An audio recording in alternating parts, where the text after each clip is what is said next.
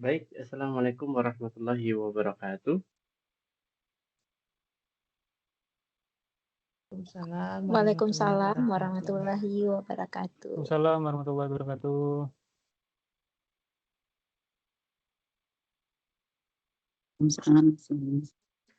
Ya, Ibu, selamat malam Ibu Bapak semuanya. Semoga dalam keadaan sehat walafiat. Pada malam hari ini kita bertemu kembali di kelas kuliah PPI Kasim yang ke-8 pada malam hari ini, Bapak Ibu sekalian. Yang kuliah ini spesial karena tidak lagi saya yang berbicara di depan Ibu Bapak sekalian, tetapi seperti janji kita di awal ya Bapak Ibu, kita akan bersama dengan tim SIM ya, seperti teman Minangkabau. Ada beberapa partner saya, yaitu Mas Ridwan, kemudian di kesempatan yang akan datang, insya Allah nanti dengan Mas Martin dan juga Mas Aka. Tapi pada malam hari ini kita akan bersama dengan Mas Ridwan Wijaksono, yang beliau merupakan doktor alumni dari Chiba University Jepang, dan penelitian beliau sudah sangat mendalam ya Ibu Bapak sekalian, terkait atau berkaitan dengan topik yang akan kita bahas pada malam hari ini. Baik, tidak menunggu lama-lama lagi, mari kita sapa terlebih dahulu Mas Ridwan. Sudah bergabung kelihatannya Mas Ridwan, Masya Allah. Oh, kita satu ruangan ini ya. Oh iya. Selamat malam Bapak Ibu sekalian. Assalamualaikum warahmatullahi wabarakatuh. Suara saya masuk. Assalamualaikum warahmatullahi wabarakatuh. Masuk suara Suaranya saya. masuk lancar Jaya. Oke. Baik, ini Ibu Bapak sekalian, kita sudah berbicara tentang banyak hal. Terima kasih Mas Ridwan sudah bergabung dengan kita semuanya di sini. Semoga kita semua dalam keadaan sehat walafiat ya. Gitu, amin. Amin. Amin, amin. Dan Ibu Bapak sekalian, kita sudah berbicara banyak hal mengenai fenomena-fenomena kebumian gitu ya, dengan karakternya masing-masing. Kita sudah berbicara tentang interior bumi. Kita tahu di dalam sana ada inti bumi, ada inti luar, ada mantel, kemudian ada kerak ya yang berupa lapisan tipis gitu ya, bagaikan kulit telur gitu ya, yang itu sangatlah rapuh dan tipis gitu ya. Nah, tapi kemudian yang menjadi pertanyaan selanjutnya gitu kan, bahwa kita sebetulnya tidak tahu gitu ya, apa yang ada 5 cm di bawah kaki kita gitu ya. 5 cm saja kita tidak tahu bagaimana kemudian kita bisa mengetahui di kedalaman yang besar gitu ya Bapak Ibu sekalian. Waktu itu kita coba memberikan introduksi atau pengenalan terkait dengan aktivitas seismik dan seterusnya gitu ya Ibu Bapak, yang itu merupakan salah satu cara uh, cara tradisional gitu ya, kita bisa bilang begitu, karena kita memanfaatkan aspek geofisika ya, peristiwa fisis gitu ya, yang kemudian kita rekam dan kita analisis, yang kemudian kita akhirnya bisa menyepakati gitu ya, bahwa di dalam bumi itu ada bagian-bagian tertentu yang bisa dikenali atau yang sesuai dengan karakter gelombang yang kita rekam. Nah, saat ini kita akan bersama Mas Ridwan. Mas Ridwan nanti akan kita harapkan ya bisa menjelaskan gitu ya, salah satu cara imaging ya atau pencitraan, atau bagaimana kita bisa mengenali sesuatu dalam bentuk citra ya, dalam bentuk penggambaran gitu ya, istilahnya visualisasi. Nah, visualisasi apa yang ada di bawah permukaan gitu. Nah, Tetapi konteksnya di sini, Ibu Bapak sekalian, supaya saya tidak salah ya. Jadi memang Mas Ridwan ini menggunakan teknologi terkini yang dipakai untuk imaging atau pencitraan atau mengetahui sesuatu yang ada di lapisan kulit kita. Karena Mas Ridwan memang penelitiannya banyak hal terkait dengan biomedis ya Ibu Bapak sekalian. Cuma kita akan sama-sama melihat di sini ya pengalaman Mas Ridwan, penelitiannya akan seperti apa dan kemudian bagaimana serunya mempelajari cara bagaimana kita bisa melihat apa yang tidak kita lihat gitu ya di permukaan. Dan Mas Ridwan nanti silahkan ini ditemani Ibu Bapak sekalian dan saya juga gitu ya untuk mempelajari salah satu teknik. Ini saya belum spill ya Ibu Bapak sekalian nama tekniknya apa ya biar nanti Mas Ridwan sendiri. Cuma pada prinsipnya ini sesuatu yang breakthrough ya karena terbosan sebuah perkembangan ilmu pengetahuan yang terkini gitu ya untuk melihat pencitraan yang ada di bawah permukaan. Baik, Mas Ridwan, kiranya itu adalah pengenalan atau pengantar ya. Dipersilahkan untuk Mas Ridwan. Apa perlu share screen kah? Perlu. Oh, siap. Baik, gimana bisa dimulai? Baik, silakan. Baik, selamat malam Bapak Ibu sekalian. Mungkin beberapa ada mahasiswa saya yang saya invite juga, Pak Yan. Siap. Assalamualaikum Silakan. warahmatullahi wabarakatuh. Jadi malam ini, iya, jadi malam ini targetnya belajar santai ya Bu ya, karena kalau totali harus sampai detailnya kemungkinan 3 SKS dalam 1 semester Bu. Tapi memang agak menantang karena ini kan aplikasinya salah satunya di geolistrik ya. Jadi saya mencoba merangkum di beberapa slide. Meskipun dibantu AI ya Bu ya, tapi ternyata relevan juga nih. Dan saya juga punya ini challenge ya. Ternyata merangkum sekian banyak PPT menjadi 1 jam talks itu agak sulit. Jadi nanti mohon maaf kalau banyak kekurangan. Nah, ini kalau ada pertanyaan bisa langsung bertanya gitu ya. Dan ini ada beberapa mahasiswa saya juga saya invite yang sedang belajar teknik pencitraan ya. Nanti kalau mau diskusi juga silahkan. Jadi izin saya share screen Bapak Ibu sekalian. Hilang dulu. Gimana cara screen? Di sini yang sekarang nampak apa ya? Share. Kemudian window yang ini. Sekarang yang nampak apa Bapak Ibu sekalian? PowerPoint. Sudah ada cover. Sudah ya. Oke. Sudah ada covernya. Baik, siap. Jadi teknik yang akan kita coba kenalkan adalah teknik tomografi. Nah, tomografi itu sebenarnya melihat suatu grafik berupa gambar yang diambil dari sensor-sensor yang ditanam. Nah, sebelum masuk ke teknis, ini Pak Yan memberikan tema ini, How Science See Beneath the Surface. Di mana sains itu melihat di dalam permukaan gitu ya. Nah, ini gambar apa Bapak Ibu sekalian? Tambang. Ya, tentu ini adalah salah satu report. Ya. Ya, kebetulan ini kayaknya bukan di Freeport-nya, Bu. Tapi ya perusahaannya mirip-mirip lah ya tentang tambang.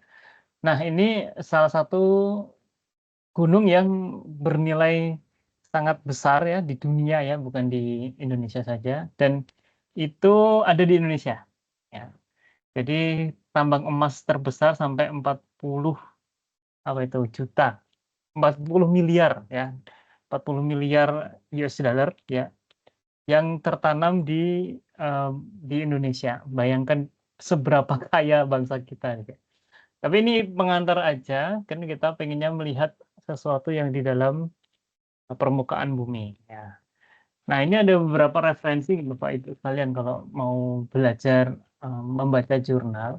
Ini teknik pencitraan atau kita sebut imaging. Itu bisa diambil dari beberapa modalitas ya. Modalitas itu alat gitu ya. Nah, ada yang tentunya dari kamera ya, dari kamera kemudian kita ngambil pikselnya untuk melakukan suatu image ya. Misalnya gambar gunung ini diambil dengan kamera yang ada di drone. Kemudian gimana membedakan gunung yang punya emas dan gunung yang tidak punya emas. Nah, morfologi atasnya dilihat. Nah, kemudian kan harus difilter, dipilih gambar yang kira-kira berpotensi punya emas itu yang mana. Nah, maka ada pemodelan. Dan ini sudah lama sekali ya, 1983. Nah, kemudian yang sudah agak modern, Bu, jadi ada penelitian tentang membuat suatu sinyal dari gambar yang ditangkap. Misalnya ada objek, kemudian muncul scattering medium itu proyeksi ya, proyeksi dari 2 dimensi menuju sinyal-sinyal. Nah, sinyal-sinyal ini kemudian ditangkap oleh kamera. Ada juga yang modelnya pakai citra satelit ya. Ini kalau Masian udah biasa kayaknya ya. Nah, mineral mapping, vegetation analysis, soil land gitu ya, sampai ke material identification. Jadi masing-masing itu punya pola. Nah, pola yang bisa kita proses dalam suatu citra atau gambar itu kita sebut sebagai image processing. Nah, apa yang diproses bisa persebarannya, densitasnya, kemudian bisa juga karakternya, bisa juga segmentasinya ya. Misalnya yang segmentasi itu yang paling kanan Bu, ini kelihatan nggak ya? Ups, ketahuan.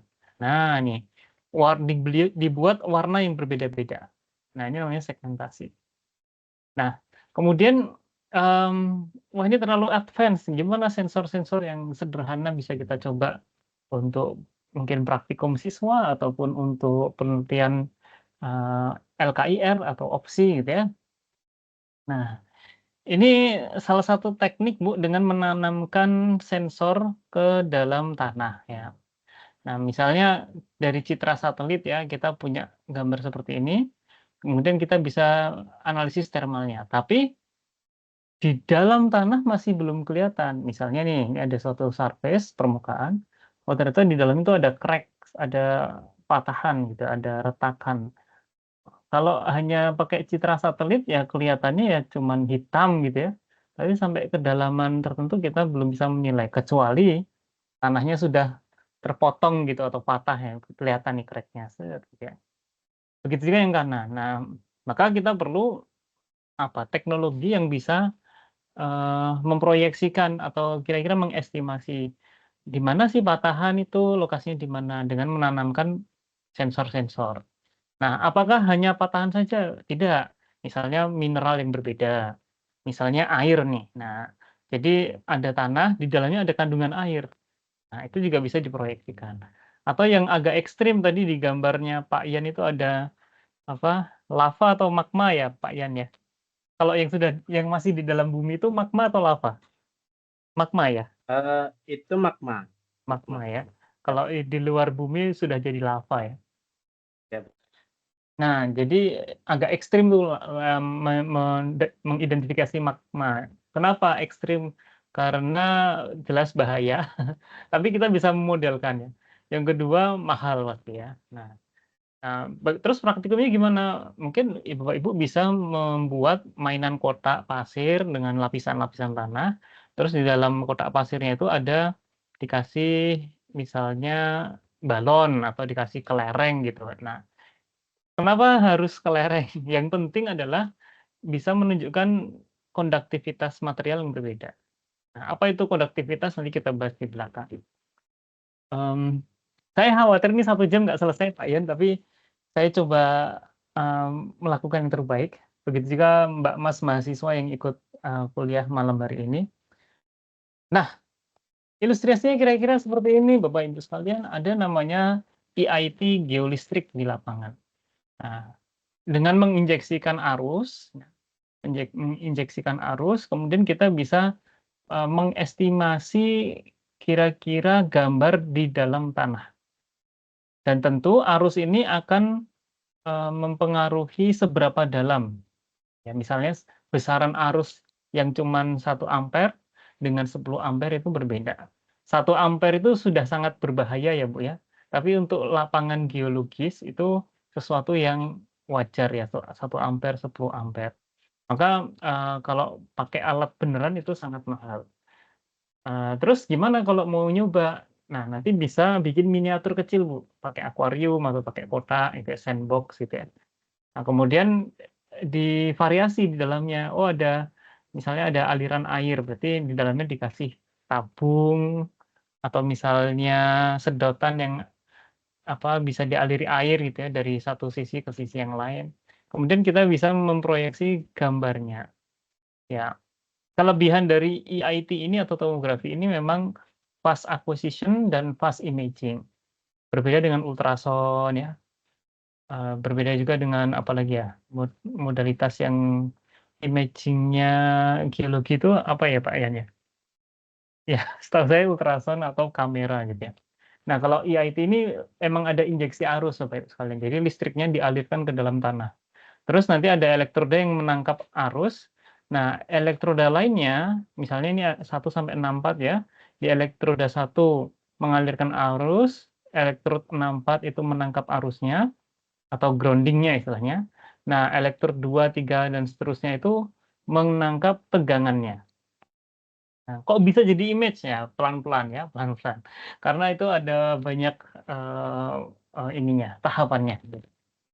Nah, contoh ini satu riset karakterisasi aquifer, air tanah. Nah, tadi terkait dengan hidrologi ya berarti. Bener ya Pak Ian ya, hidrologi, ilmu tentang air ya. Kemudian pemantauan pencemaran misalnya. Nah, kemudian yang ketiga adalah deteksi rongga. Nah, jangan-jangan di tanah, bawah rumah kita gitu ya, misal kita injak dung dung dung dung, berbeda dengan di sebelahnya, oh jangan-jangan ada rongga. Nah, itu bisa dideteksi juga, gitu. Termasuk patahan, cracks gitu ya, atau mungkin beda jenis batuan misalnya ya. Batuan yang di sini konduktivitas yang sebelah kiri lebih tinggi, yang sebelah kanan lebih rendah.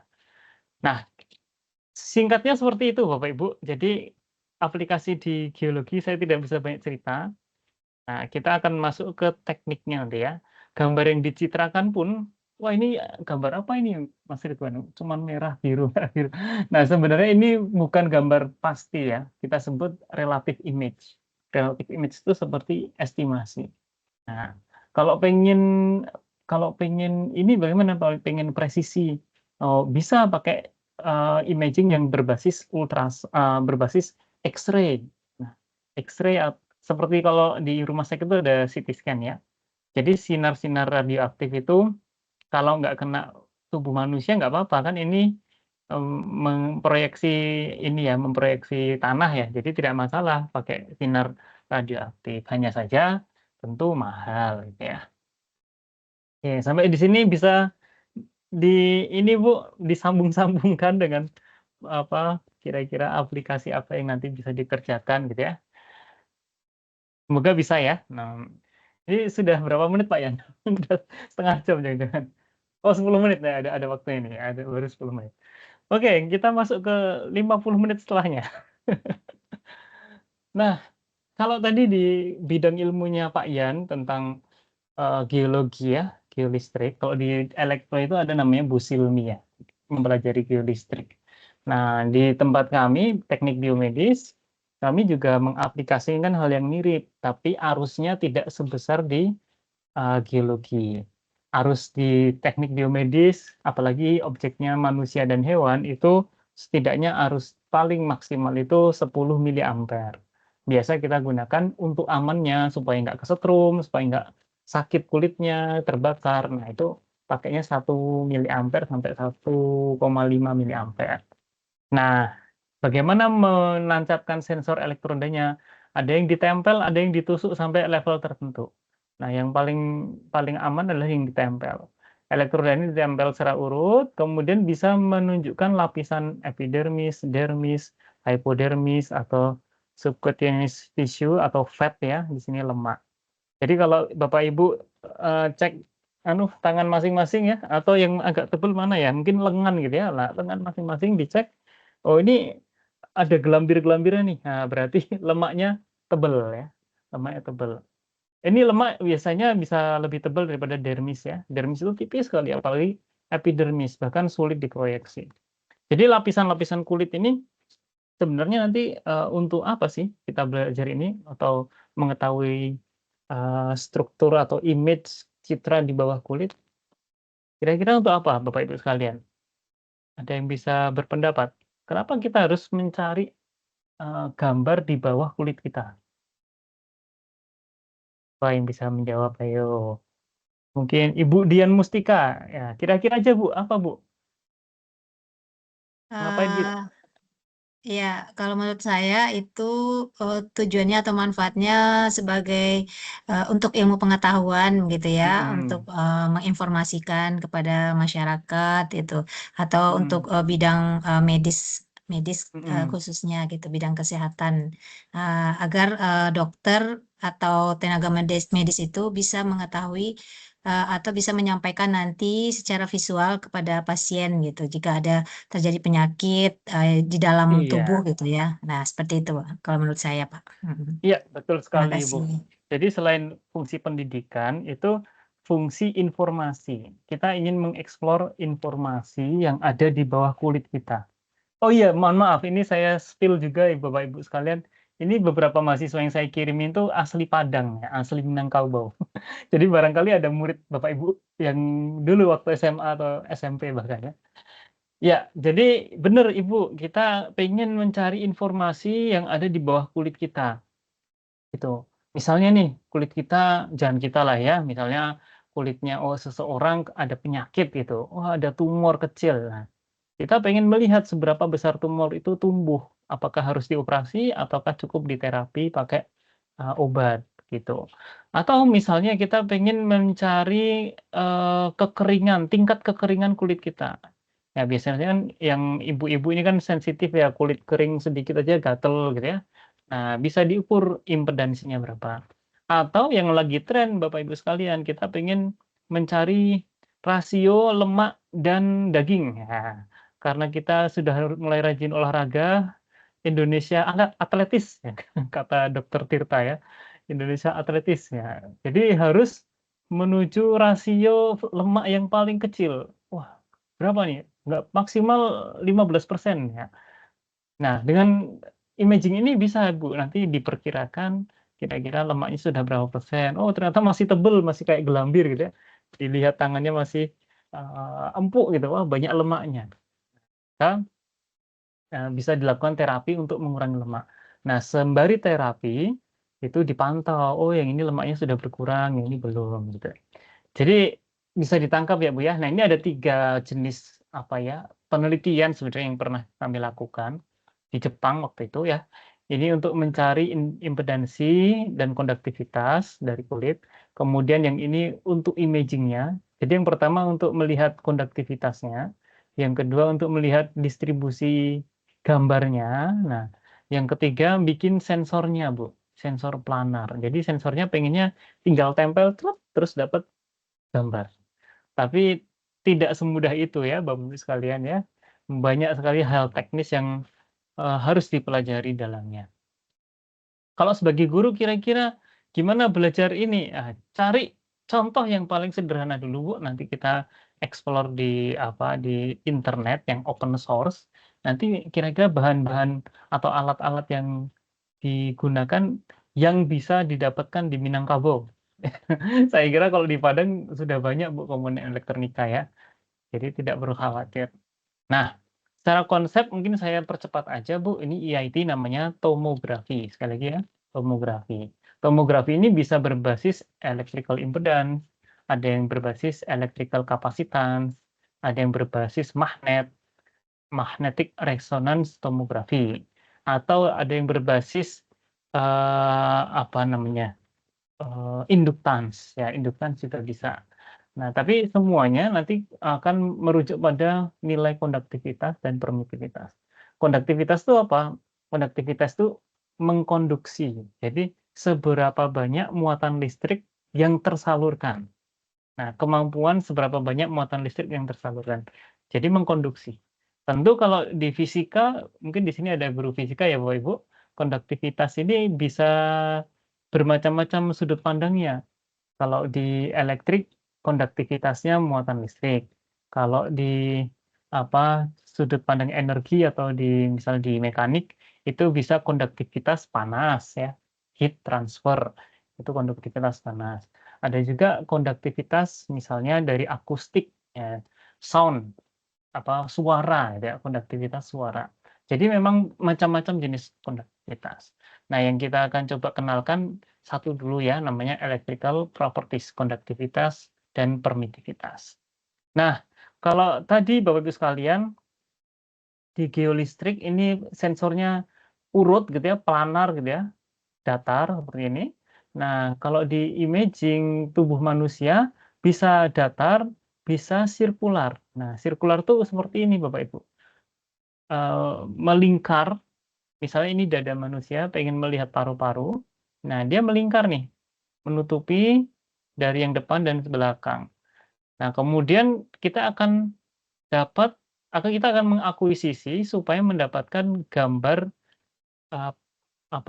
potongan melintang. Nah, potongan melintang itu bahasa Inggrisnya cross section image. Nah, cross section image ini adalah paru-paru ya, kita lihat. Nah, pengennya nanti gambarnya kayak gini, kayak di MRI gitu atau di CT scan. Nah, ternyata di EIT kan salah satu kekurangannya low resolution, resolusinya itu rendah. Tapi high speed ya, dia bisa mendapatkan gambar dengan frame sangat cepat, tapi ya gambarnya paru-paru jadi seperti ini. Nah, tapi setidaknya Bapak Ibu sekalian, jangan khawatir dengan resolusi rendah, paling tidak ada perbedaan yang bisa diambil. Misal ini, oh ternyata paru-paru kanan dan kiri besarnya berbeda. Besar udara yang masuk tidak seimbang. Oh, ada penyakit apa ya kira-kira? Oh, ternyata yang bagian kiri sudah ada cairan paru-paru. Nah, maka ada pemantauan, namanya kan screening, di awal kan screening. Ada pemantauan tindak lanjutnya, begitu. Atau misal di paru-paru ini kita letakkan sensor EIT, tapi kita nggak bisa tahu seberapa volumenya gitu. Nah, kita bisa tumpuk di beberapa layer sehingga membuat gambar itu menjadi 3 dimensi. Ya. Nah, nanti ada contoh-contohnya Bapak Ibu sekalian.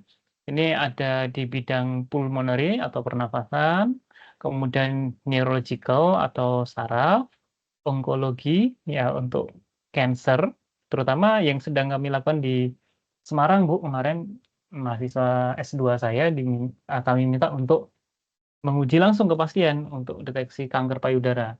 Kebetulan kita punya dokter rekanan yang ini mumpung ada pasien nih 10 orang. Langsung, wah ini data berharga, langsung kita siapkan alat ke sana gitu.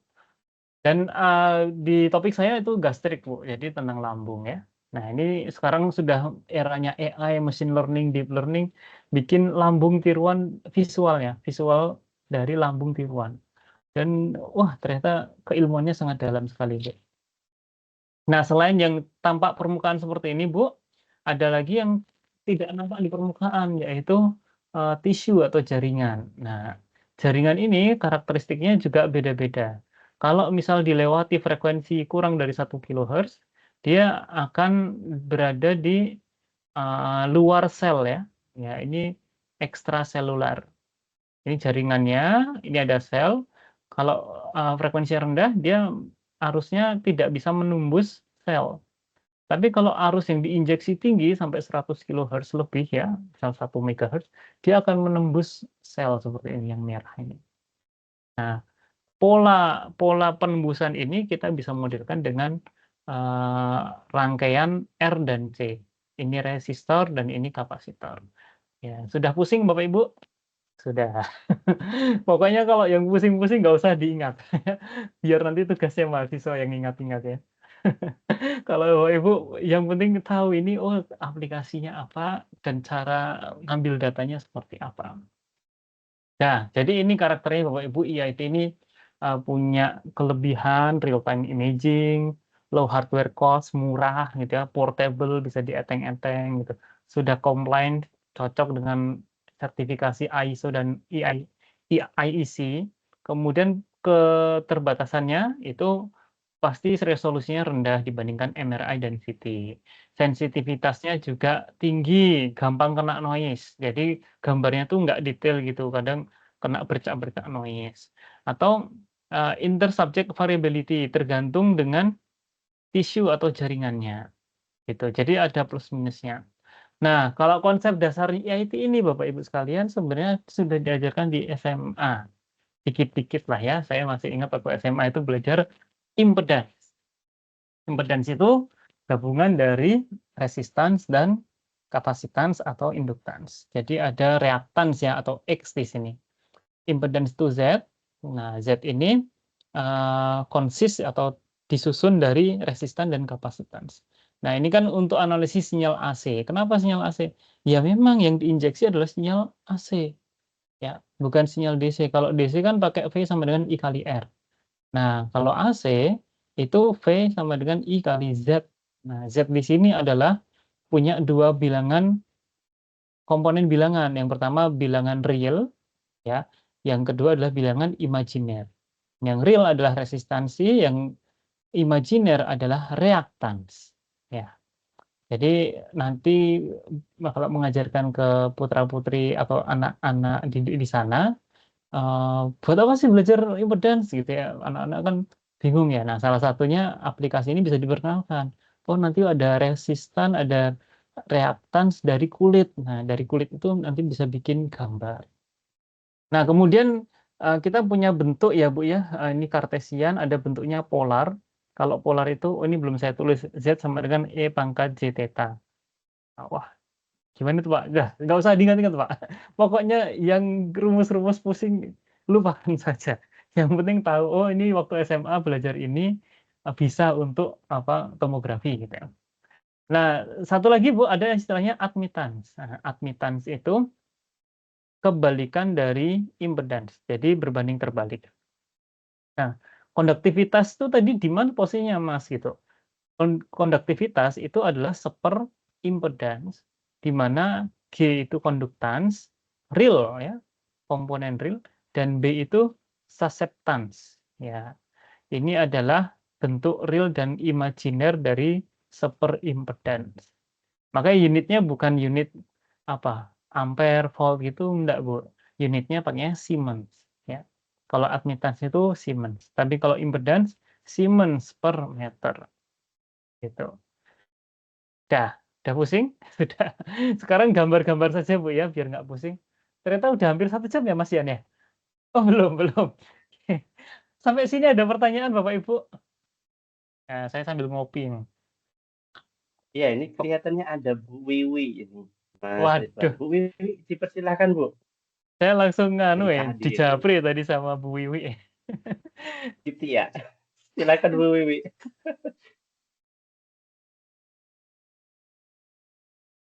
Silakan Ibu.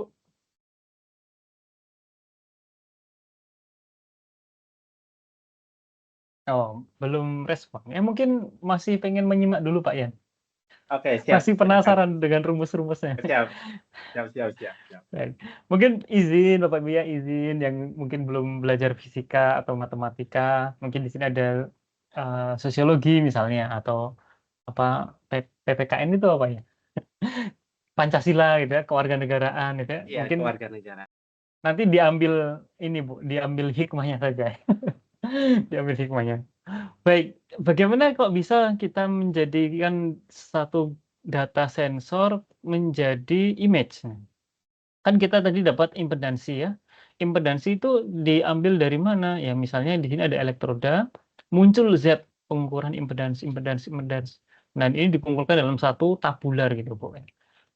Nah, tabular tadi itu kalau sensornya berupa sensor sirkular seperti ini, kita bisa membuat namanya jaringan.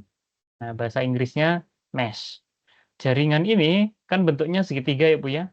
Nah, titik-titik segitiga ini kan belum diketahui nilainya. Yang kita ukur kan yang di luar. Maka tugasnya algoritma yang kita rancang, itu harus bisa mengestimasi nilai tegangan atau potensial yang ada di sini. Gimana itu? Ya, intinya kita punya data di luar, kita estimasi yang di dalam. Begitu. Itu bahasa mudahnya ya. Kemudian jaringan ini harus dibatasi. Kalau nggak dibatasi dia melebar. Nah, batasnya pakai apa? Batasnya itu namanya boundary di sini. Ini garis tepi dulu. Set. Wah, ini kira-kira boundary apa ya? Kok kayak telur dadar gitu ya. Ini adalah boundary kaki, Bu. Kaki atau paha ya. Nah, jadi jaringan ini bisa disetting renggang, bisa disetting rapat. Nah, ini jadi satu titik penelitian. Nanti bisa dibandingkan komputasi saat jaringan renggang dan saat jaringan rapat, gitu.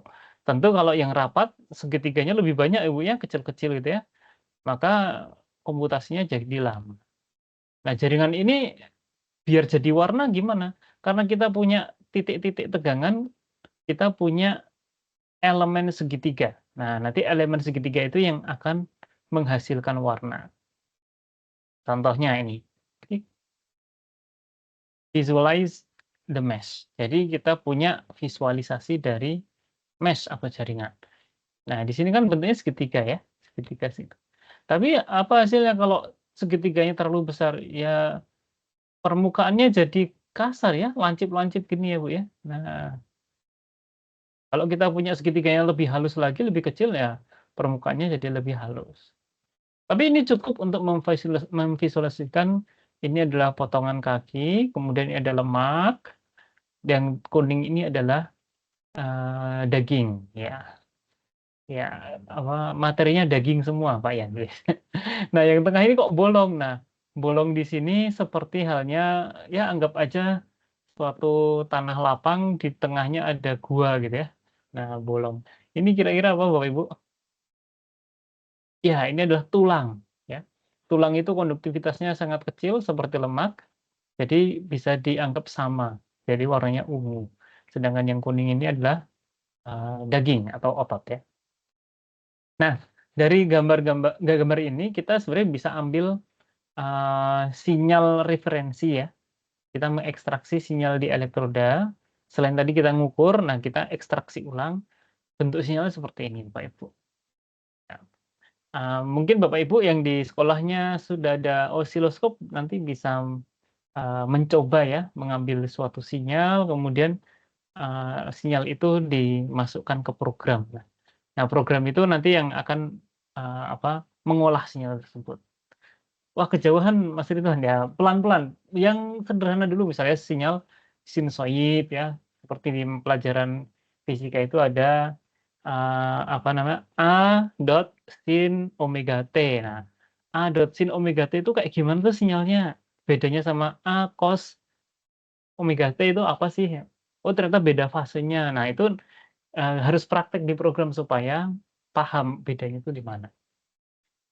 Nah, ini sudah lebih lanjut lagi, setengah jam selanjutnya apakah masih semangat Bapak Ibu? Mas-mas, Mbak-mbak mahasiswa apakah masih semangat? Nah, Masih Mas, masih. masih mantap. Saya anyway ini selingan ibu-ibu sekalian. Barusan saya dikirimi rendang sama mahasiswa saya. Saya langsung bilang, "Ini gratifikasi bukan?" Enggak Pak, ini dari orang tua saya." Waduh, kalau mau nolak sulit ini. Makin gratifikasi itu. Makin sulit ini. Katanya oleh-oleh dari Minang, rendang bungkusan itu loh, Bu.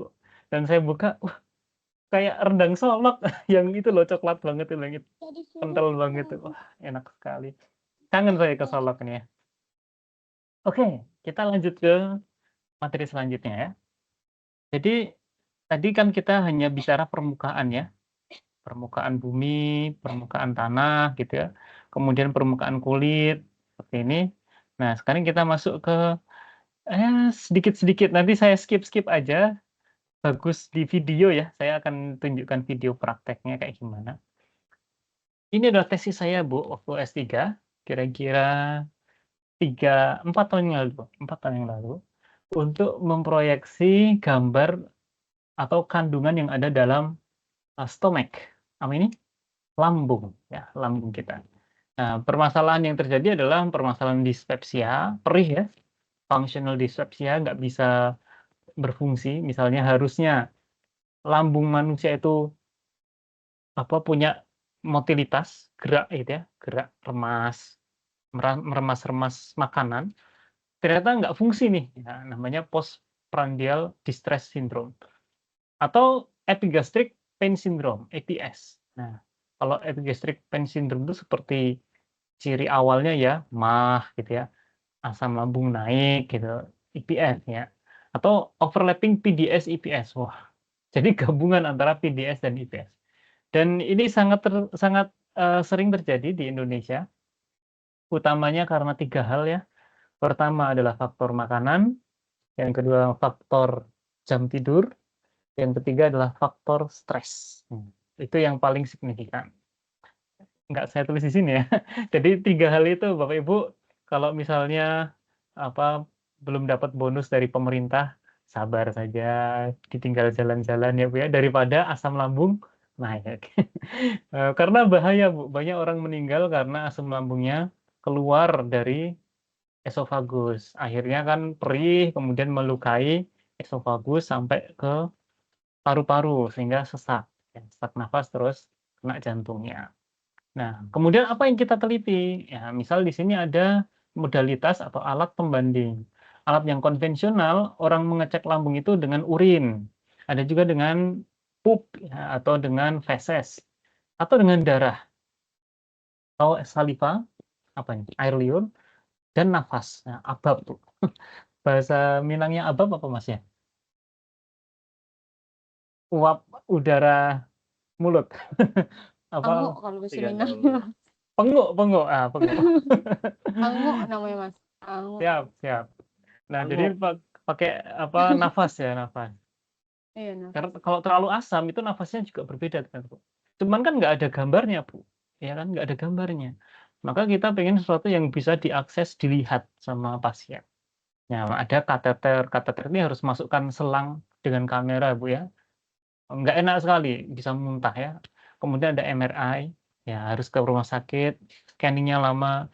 Ada EEG atau USG, ya. Proyeksinya 2 dimensi. Nah, kita pengen proyeksi 3 dimensi. Gimana caranya? Pakai EIT. Nah, kemudian yang diukur apa? Ada 2 properties, Bu, mechanical sama chemical. Ini sama-sama rumit, Bu. Mechanical misalnya lambungnya mengembang, mengempis, ya. Chemical itu adalah zat kimia yang ada di dalam lambung. Apa yang paling mudah? pH, ya. pH. Jadi pH itu apa? pH itu acidity scale, berarti apa? Derajat keasaman. Derajat keasaman atau derajat kebasaan, ya itu pH. Satuannya apa Bapak Ibu pH itu? Bapak Ibu guru kimia atau fisika, apa satuan pH? Kira-kira saja. Apa Ibu Wiwi? Ya, satuan pH apa kira-kira? Masih belum aktif. Satuan pH itu strip saja, Bu. Jadi tidak ada Tidak ada satuannya. satuannya. Betul, tidak ada satuannya. Jadi namanya derajat keasaman itu tanpa satuan ya. Ya, bukan molaritas, bukan volt gitu ya, bukan. Oke, ini saya skip aja Ibu. Intinya kan sudah dapat aplikasinya di sini ya Bu ya. Nanti kalau mau diskusi lebih lanjut, kita kontak-kontak ya, kita kontak-kontak lewat Pak Ian juga bisa. Yang jelas modalitasnya perlu disediakan dulu. Ini gambarnya Bu ya, kalau mechanical tuh yang biru ini. Nah, lambungnya ini meremas, mengempes, menggembung gitu ya. Kemudian ini ada, ini nggak bisa jalan ternyata ya. Tapi intinya mechanical itu sesuatu yang terukur, misalnya volume, panjang gitu ya. Kemudian misalnya ada suaranya, akustiknya, itu mechanical. Nah, ini Bu, hati-hati kalau kita terlalu sering kelebihan makan atau minum. Sphincter yang ada di sini klepnya, ada klep di sini Bu, memisahkan esofagus dengan lambung. Ini ada tuntunannya ya Bu ya, ada contohnya nih dari Rasulullah ini. Kalau misalnya terlalu sering makan banyak, klepnya ini gampang kebuka Bu.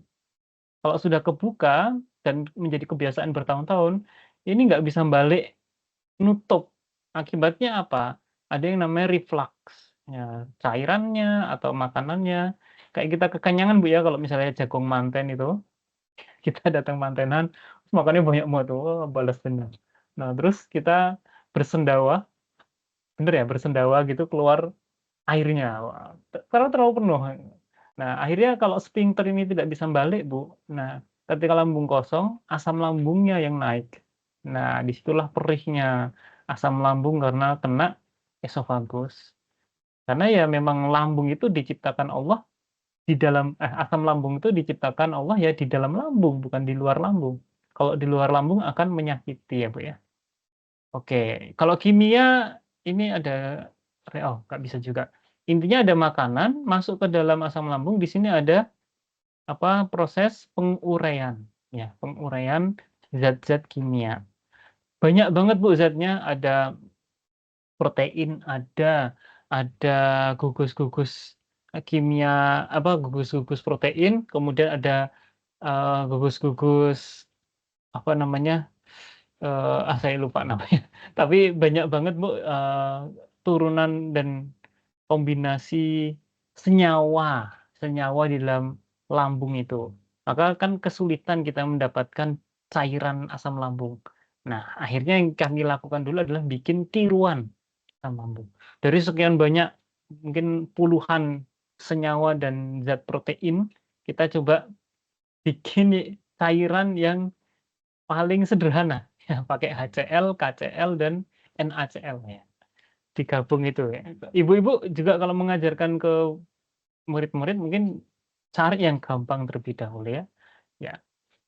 Nah, ini mungkin saya skip aja Bu, ada measurement protokol ya, protokol yang dipakai di SPCT, ada MRI, ada EEG. Ini ada protokolnya. Nah, intinya EIT ini seperti ini Bu, kita ini nggak bisa play juga.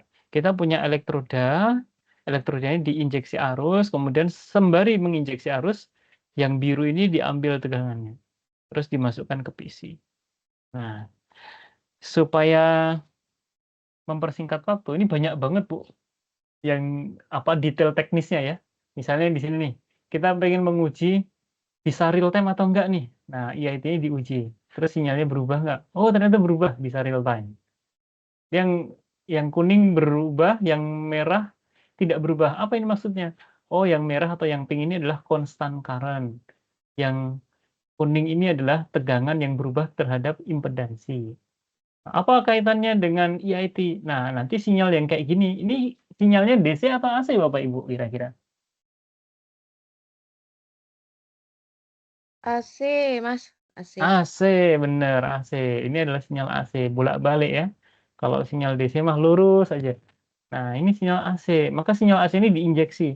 Tapi itu Bu, syaratnya jangan lebih dari 10 mA. Kemudian frekuensinya frekuensi tertentu. Gitu ya. Jadi tidak sembarangan injeksi sinyal. Kemudian ada masalah klinis, Bu. Jadi selain masalah hardware, masalah software, imaging-nya, ini kan di dalam abdomen kita Ibu ya, nih coba dilihat nih. Ada daging, ada usus, ada tulang ya, kemudian ada apa lagi nih? Ada liver ya, ini yang saya geser-geser nih. Nah, ini kan liver nih. Nah, kita pengen memproyeksi lambungnya saja. Maka sangat rumit ini kalau misalnya kita telusuri satu-satu. Ya, dah langsung ke praktek saja ya Bu ya. Ini sudah mau 1 jam nih, nanti Bapak Ibu ngantuk semua ya. Kalau lihat praktek biasanya langsung melek. Nah, Bapak Ibu bisa mencari referensi nanti membuat eksperimen sederhana, pakai pipa terus dibolongin dengan elektrod gitu ya. Terus pipanya dikasih suatu objek. Nah, anggap aja ini suatu aliran air tapi ada gelembungnya, Bu. Nah, gelembungnya ini yang kita akan buat citra. Atau misalnya ini, Bapak Ibu pakai agar-agar, kemudian kasih garam. Nah, garamnya punya konsentrasi yang berbeda. Misalnya yang ini hati ya, garamnya mungkinnya 0, total conductivity-nya sekitar 0,2, berarti kira-kira, oh ini garamnya 1 gram aja. Yang di sini stomach, oh garamnya karena ini ada asam lambung, garamnya agak gede nih 5 gram ya. Ini contoh spine, tulang belakang. Oh garamnya dikit banget karena ini tidak konduktif terhadap listrik, berarti garamnya 0,01 gram misalnya. Nggak apa-apa, dicoba-coba aja Bu. Namanya teknik pembuatan material, biomaterial. Nah, atau mau coba ke manusia, wah ini hati-hati Bu ya, kalau manusia harus ada ethical clearance, ada izin etiknya. Ini sensornya 1 layer, kalau yang ini 4 layer. Dan ini perut asli ya Bu ya, saya nggak ngambil di Google. Ini saya foto langsung ke orangnya ya, kalau ini orang Indonesia, kalau yang ini orang Jepang Bu. Jadi bisa dilihat ya, orang Jepang itu atletis Bu, ya, makanya Dokter Tirta itu Indonesia atletis. Supaya kayak gini ya, banyak dagingnya, bukan banyak lemaknya. Nah, Bapak Ibu kalau nanti anak-anak mau belajar elektronika, ini ada pembagian apa namanya, blok diagramnya ya. Ini saya skip aja. Intinya melibatkan microcontroller, power supply, dan data acquisition. Nah, sensor-sensornya nanti di sini Bapak Ibu. Oke, kalau lihat video kayaknya seneng ya Bu ya. Ya, ini contoh menguji bisa real time atau tidak sinyalnya. Nah, ini Mbak mahasiswa yang gabung juga nanti dicoba sampai sini ya Mas ya, supaya teruji alatnya. Alatnya memang teruji dan oh ternyata bisa real time gitu ya. Nah, ini saya skip aja Bu. Kalau ini enggak. Nah, kalau ini ibu-ibu atau bapak biasanya seneng juga nih. Minum Pocari Sweat. Ini OS1 tuh kayak Pocari Sweat ya. Pocari Sweat diminum sembari setelah dia minum full subjek yang kita uji, nah kan penuh tuh lambungnya. Nah, kita ukur setiap 2 menit. Nah, ini mengajarkan teknik pengambilan data secara klinis. Apa syaratnya? Semua subjek harus puasa dulu. Puasanya 4 jam. Lapar Pak, ya memang gitu, harus ada prosedur yang jelas. Kemudian mengambil OS1 atau Pocari Sweat. Kenapa Pocari Sweat? Karena punya konduktivitas yang tertentu ya, ramah untuk lambung. Kemudian diukur. Nah, ini contoh pengambilan klinisnya. Kalau mau mainan model ini, boundary-nya, kemudian besar kecilnya phantom, besar kecilnya lambung, kita bikin phantom Bu. Phantom itu tiruan ya, tiruan lambungnya. Nah, ini contoh pengambilan datanya, minum Pocari Sweat, kemudian diproyeksikan. Nah, gambarnya kayak gini, Bu, gambar lambungnya. Kok gitu ya, Pas ya? Ya, pelan-pelan karena tadi resolusinya nggak bagus, nggak begitu detail. Hanya saja dia punya real time measurement. Measurement-nya tuh bisa real time. Apakah ini nggak laku di pasaran? Jawabnya belum tentu. Apa device yang nggak akurat, tapi tetap laku di pasaran? Kira-kira apa, Bu? Apa sensor di alat gadget kita nggak akurat, tapi di pasar dibutuhkan banyak orang? Kira-kira apa? Yang paling mudah adalah smartwatch kita. Nah, smartwatch kita itu ada sensor PPG namanya, ada LED-nya ya, kedap-kedip. Itu sebenarnya nggak akurat dibandingkan tensimeter ataupun yang analog ataupun digital. Tapi orang-orang sekarang kan tidak akurat nggak apa-apa, yang penting bisa buat menilai, bisa buat screening, bisa buat tahu heartbeat-nya berapa saat lari, tahu pace-nya gitu ya. Jadi diambil akurasi 70-80% nggak masalah, yang penting bisa mewakili. Nah, itu yang jadi keunggulan EIT. Nggak terlalu akurat nggak apa-apa, tapi bisa melihat klinis, oh ternyata perut saya ini sedang bloating, sedang menggembung, isinya angin ya. Jadi masuk angin, harus minum tolak angin. Nyebut merek boleh nggak Pak Esen? Supaya anginnya keluar gitu ya. Aneh juga ya tolak angin, masa menolak angin. Ya sebenarnya tidak ada istilah masuk angin ya Bu ya, tapi ya itu sudah beredar di masyarakat secara masyhur gitu. Oke, jadi gambarnya seperti ini Bapak Ibu. Kita melihat gambarnya cuma ada 3 warna, 4 warna kiranya biru, biru muda, kuning, dan merah. Nah, saya tunjukkan video Bu. Nah, ini senang lihat video-video. Yang orang Indonesia yang mana Bu kira-kira? Yang mana? Siapa yang Sebelah kanan. iya sebelah kanan, betul Bu Wiwi. Aduh, malu ya Bu ya orang Indonesia. Tapi ada lah Indonesia yang atletis. Kebetulan aja subjeknya saya pilih Lagi yang gendut. agak gendut ya, karena ada lemaknya. Saya pengen melihat perbedaan citra yang berlemak dengan yang langsung banyak dagingnya Bu. Ya, isinya daging semua nih. Ternyata yang daging semua gambarnya lebih bersih Bu. Relatif lebih bersih ya kelihatannya. Sedangkan yang berlemak itu banyak noise-nya. Nah tuh, banyak noise. Noise itu kayak gambar yang harusnya di sini biru pekat, tapi ternyata muncul warna lain. Nah, seperti ini, Bu. Nah, seperti ini. Itu gangguan. Jadi salah satu yang tidak direkomendasi di EIT. Nah, kalau ini kan 2 dimensi ya, Bu ya. Kalau 3 dimensi bagaimana? Nah, 3 dimensi bisa diproyeksi juga. Tapi bentuknya juga tidak bisa kita langsung, oh ini bagus, ini jelek, nggak bisa. Kita perlu scoring system. Nah, nanti ibu-ibu kalau mengajarkan ke adik-adik juga bisa membuat penelitian scoring system. Scoring system mental health misalnya, scoring system detak jantung, scoring system jumlah pernafasan, bahkan scoring system untuk kenormalan kentut ya. Menarik nggak Bu? Nanti subjeknya suruh ngentut gitu. Ya ini jadi image saja yang pesannya itu yang ingin saya sampaikan, image saja tidak cukup, kualitatif saja itu nggak cukup, harus kuantitatif.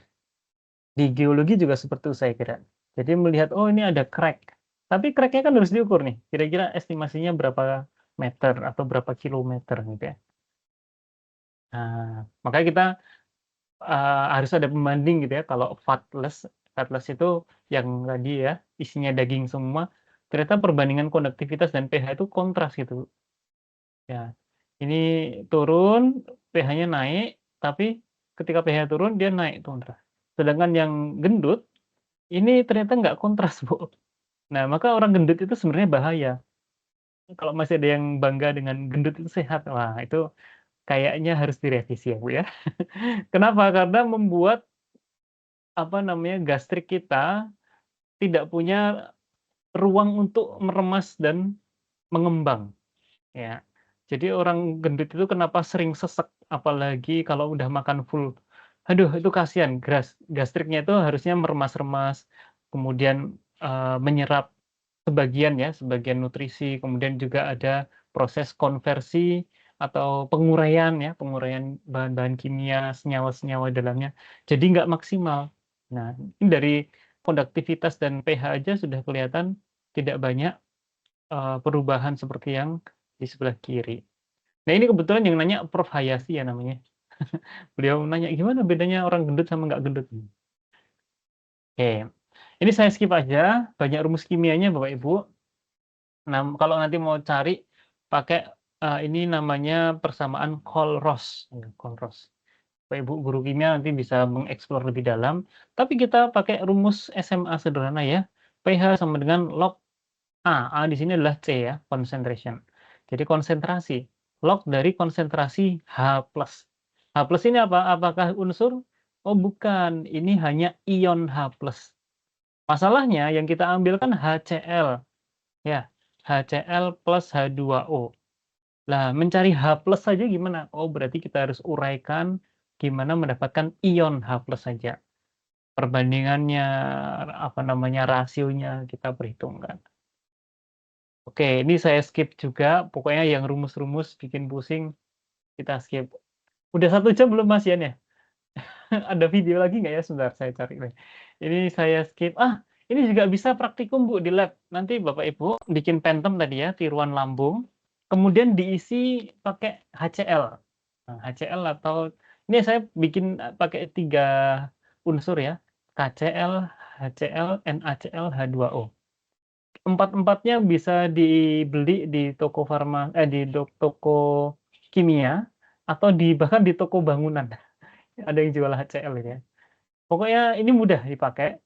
Bapak Ibu bisa pakai balon atau pakai misal nyetak sendiri pakai silikon atau pakai agar-agar ya. Bukan agar-agar yang untuk minuman ya Bu ya. Cari agar yang plain, agar yang memang khusus, yang masih raw material, masih mentah gitu ya.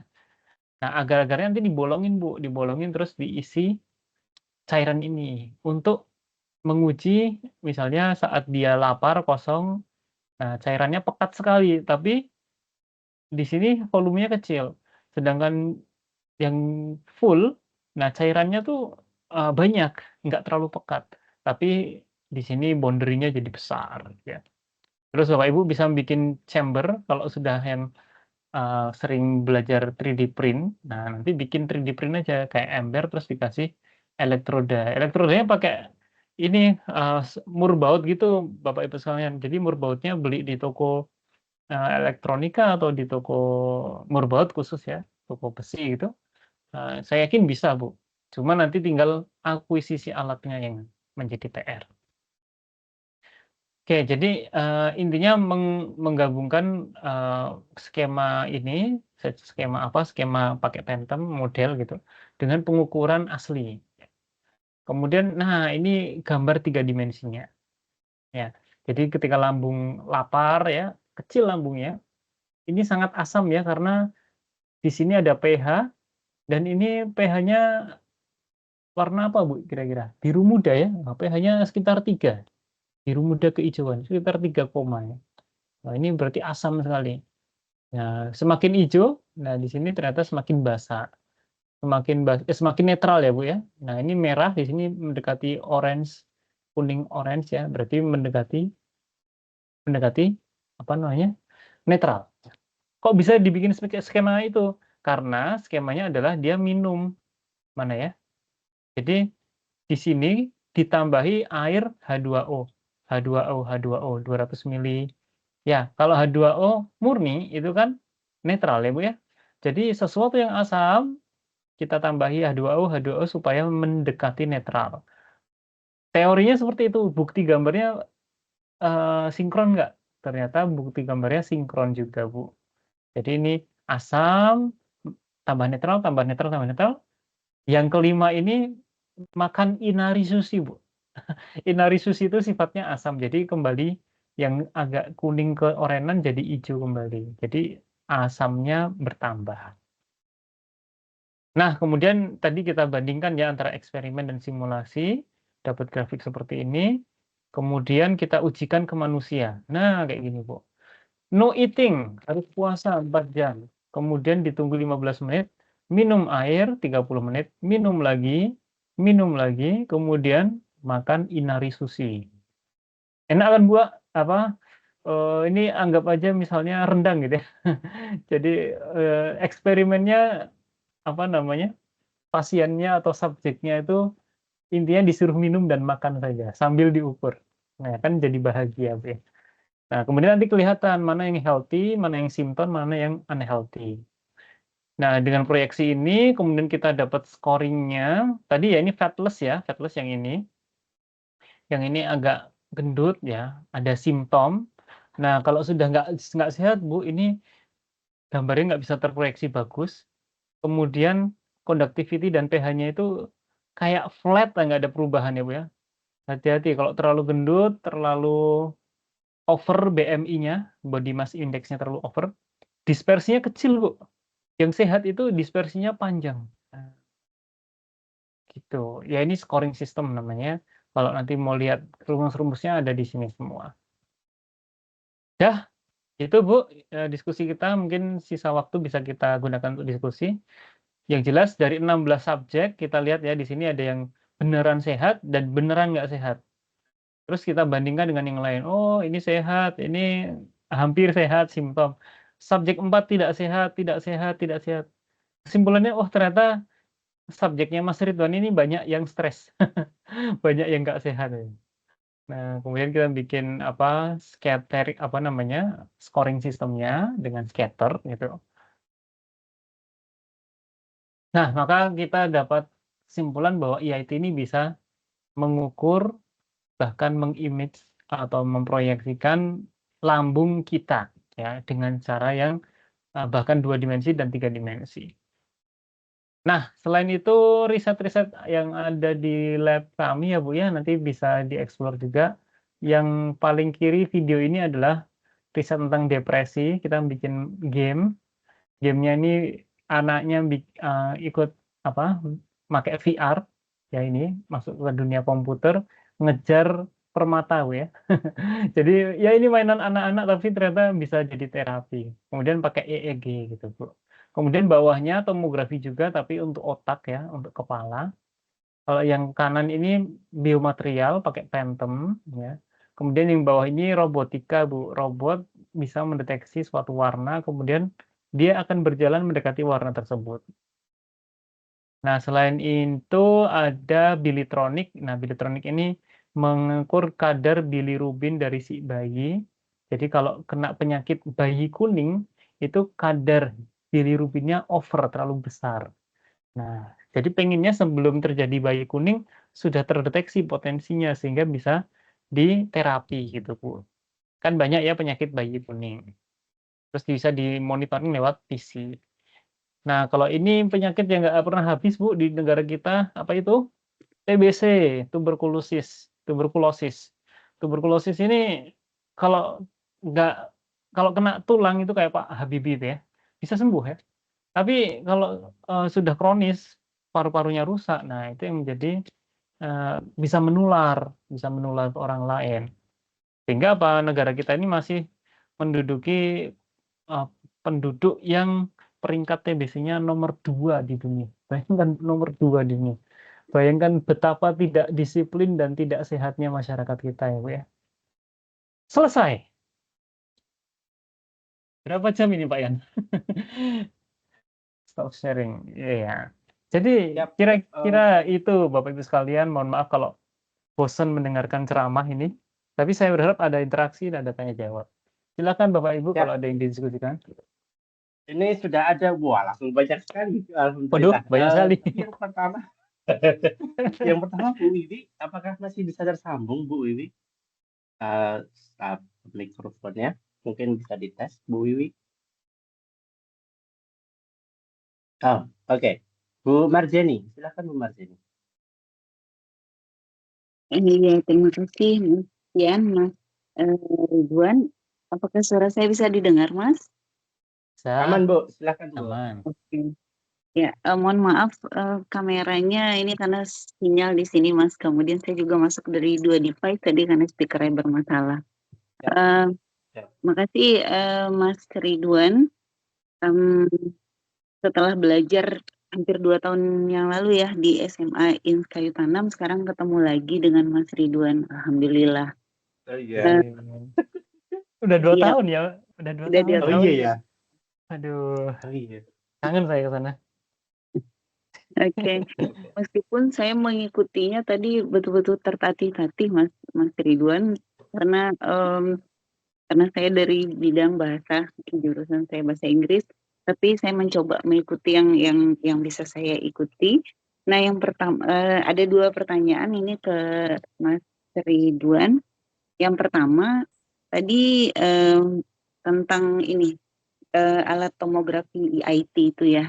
Katanya tadi kalau saya tidak salah mendengar ada bahayanya juga mungkin ya ke kulit atau apa gitu, bisa panas ini kalau nggak salah tadi. Tapi di slide-nya Mas Ridwan, di slide awal tadi saya lihat visualisasinya itu adalah ke bayi gitu ya Mas ya? Di Salah slide-slide. satunya Ibu. Oke. Nah, jadi seberapa ini alat ini karena tadi saya juga mendengar ada limitasinya dan sebagainya.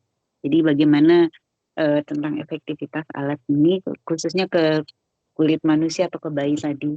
yang pertama Mas Ridwan, kemudian yang kedua, kebetulan, alhamdulillah ada beberapa, ada 8 tim ya yang lolos opsi tahun ini dari sekolah kami, dari SMA 1 Batanganai. Salah satunya, kebetulan yang saya pembimbingnya Mas, ada 2 sih sebenarnya yang saya bimbing. Yang satu ini,